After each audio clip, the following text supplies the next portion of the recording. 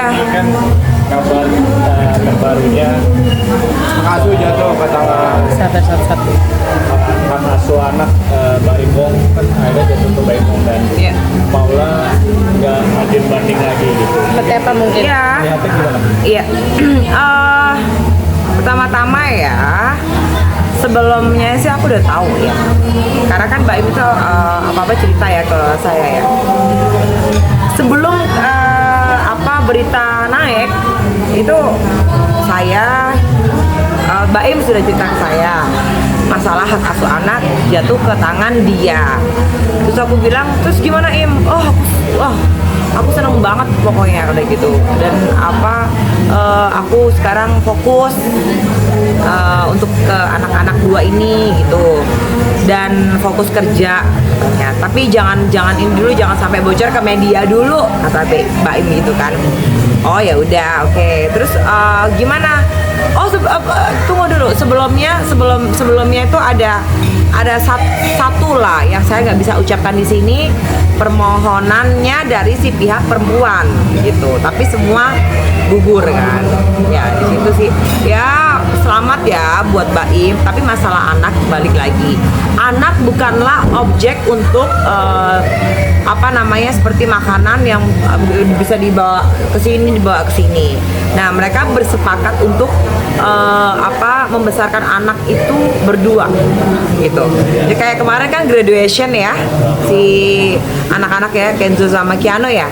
Nah, mereka ibunya datang, si Mbak Im datang, Paula datang, Mbak Im datang, dan mereka waktu setelah itu kan telepon-teleponan juga tuh, gimana lu ketemu dia begini-begini.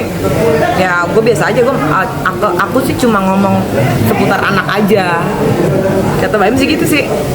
Tapi menurut Kak Vita sendiri, apakah udah pas nih hak asuh anak jatuh ke tangan ayah bukan ke tangan ibu? Gimana mungkin? Loh, kalau ayahnya memang bertanggung jawab, kenapa enggak? Kalau ayahnya bisa memenuhi semuanya, kenapa enggak? Karena Mbak Im karena kan mereka kan pisah sudah lama, 6 bulan kan, 6 bulan. Jadi Mas, kejadiannya ini itu udah lama, pos tahun ya, kalau hitungannya sekarang ya. Pokoknya sebelum gembar-gembor ini tuh udah pisah ranjang ya. Itu udah lama gitu. Dan anak-anak ke Mbak Im kan nggak mau ikut ibunya, mereka berdua kan. Itu sih. Dan memang maksudnya iya, memang anak di bawah umur itu kebanyakan jatuh ke tangan ibu ya. Tapi ya dengan perbandingan yang dibandingkan ke Mbak Im, ya mungkin pengadilan lebih tahu ya, dan lebih itu kan satu persatu tuh dinilaikan, didebatkan juga, dikasih penilaian ini A sampai Z, bagaimana kalau ikut ibunya, bagaimana kalau ikut bapaknya. Dan akhirnya mungkin memang sudah jalannya, dan semuanya hak asuh jatuh ke anak, ke tangan Mbak Im. Terus kan punya masalah yang kurang baik mungkin dengan Paula ya. Oh ya, sangat nggak baik banget dulu itu. Jadi lega nggak sih akhirnya dengan hasil ini gitu? Iya, karena saya sama Mbak Im dan keluarganya itu sangat dekat sekali dari dulu itu, dari saya syuting Tersanjung tahun berapa itu, dan berapa ribu episode kan itu. Nah itu dengan semuanya, Mbak Kiki, almarhum mama, almarhum papa. Saya kalau manggil bokap nyokapnya itu udah kayak keluarga sendiri lah, kakaknya itu. Ya begitu, maksudnya Mbak Im ini orang baik kok. Jadi netizen ini kalau yang menilai Mbak Im tidak baik itu salah besar ya kalau menurut aku ya. Gini loh, kalau buat netizen ya, saya bilang, kalau kalian itu nggak ngerti apa-apa tentang masa lalu ya, atau yang tentang ceritanya yang sebenarnya, jangan berkoar-koar gitu. Nah, kalau saya memang punya masalah pribadi dengan si Paula. Nah ini ya, note note ya, ini garis benangnya nih. Saya punya masalah pribadi dengan Paula dari saya sebelum menikah. Saya sudah tunangan dengan mantan suami saya. Makanya kenapa saya dengan Mbak Im itu saya sangat dekat, karena memang pada waktu itu saya terlibat dalam satu sinetron bareng dan terjadi ada kejadian seperti itu. Dan kok kenapa bisa nikah dengan si perempuan ini gitu loh, dengan si Paula ini, itu ceritanya. Makanya kenapa ada saya ini di sini gitu.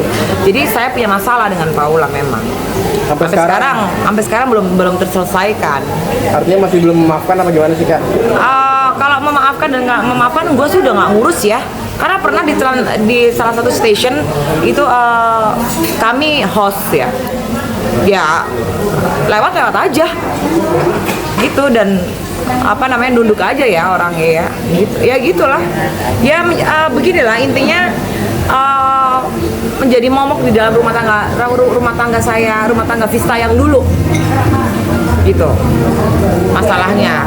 Dan Mbak Im sahabat saya, Mbak Im juga deket sama saya, jadi blunder gitu loh mas ceritanya. Nah itulah netizen ya, kalau dipikir saya itu kenapa kok ngikut campur urusan rumah tangga orang. Nah kalian kalau nggak ngerti nggak usah ngomong, nggak usah keluar gitu, karena yang tahu itu adalah saya.